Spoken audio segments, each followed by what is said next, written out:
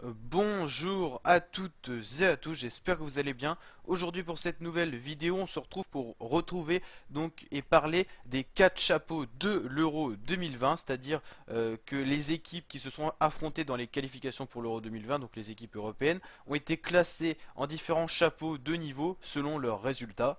Alors les équipes qui ont eu le meilleur résultat se trouvent dans le chapeau 1, ensuite chapeau 2 un peu moins bon résultat, chapeau 3 et chapeau 4. Chapeau 4 on n'a pas encore toutes les équipes parce que on a 4 équipes qui seront qualifiées en barrage, tout simplement, qui seront ajoutées au fur et à mesure. Les barrages n'ont pas encore été joués. On va d'ailleurs voir dans une autre vidéo quelles équipes se retrouvent dans les barrages et qui va affronter qui. Il y a un changement de fonctionnement avec la Ligue des Nations. C'est pas maintenant tout simplement deux matchs que va faire une équipe qui n'est pas qualifiée en match barrage, mais plusieurs tout simplement parce que ça va se faire selon la Liga, Ligue B, Ligue C, Ligue D. Et donc par exemple, rien que pour la Liga, il y a 4 équipes qui vont s'affronter pour avoir la place, donc c'est pas deux équipes comme il y avait avant. Donc on parlera de ça dans une autre vidéo, et là on va s'intéresser aux différents chapeaux.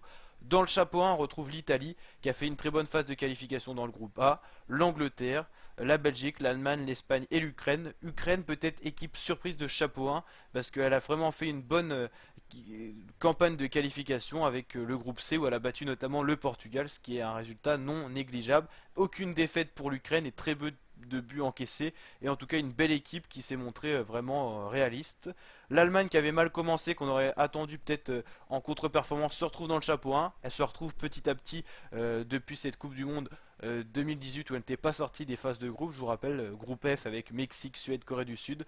Allemagne avait fini avec 3 points. Le Mexique et la Suède avec 6 points étaient passés donc devant dans ces poules-là, et donc l'Allemagne avait été éliminée et avait perdu notamment un match face à la Corée du Sud, une équipe qui n'avait quasiment jamais battu l'Allemagne dans l'histoire du football.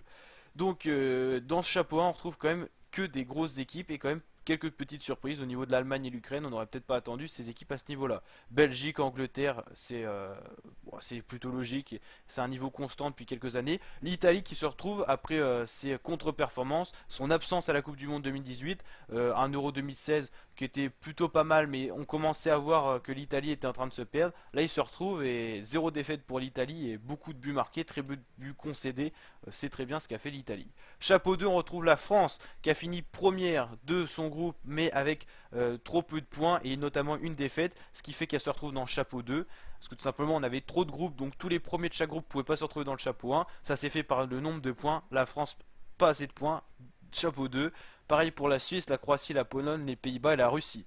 Les Pays-Bas, faut souligner qu'ils ont fait une bonne campagne de qualification. Eux aussi se retrouvent. Ils ont été absents de la Coupe du Monde 2018 et de l'Euro 2016. Ils vont retrouver l'Euro en 2020.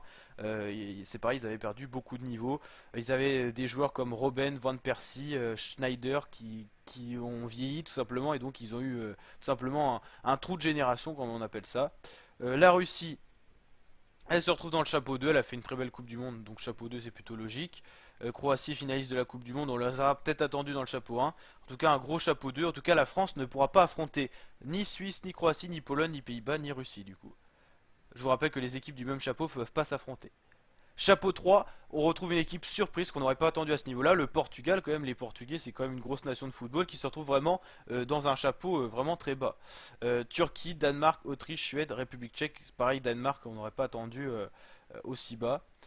Chapeau 4, on connaît Pays de Galles, Finlande et il nous reste les 4 barragistes. Donc le pire tirage pour l'équipe de France, ça serait possiblement France, Espagne, Portugal et Serbie possiblement. Serbie qui n'est pas encore qualifiée, mais c'est une des meilleures équipes qui se trouve en barrage. Donc France, Espagne, Portugal, Serbie. N'hésitez pas à mettre en commentaire votre pire tirage selon vous. Avec donc pour la France, vous mettez une équipe du chapeau 1 que vous pensez bonne, chapeau 3 et chapeau 4. Vous pouvez en chapeau 4 aller imaginer quelle équipe pourrait être dangereuse comme la Serbie si elle passait en barrage. Et donc on peut avoir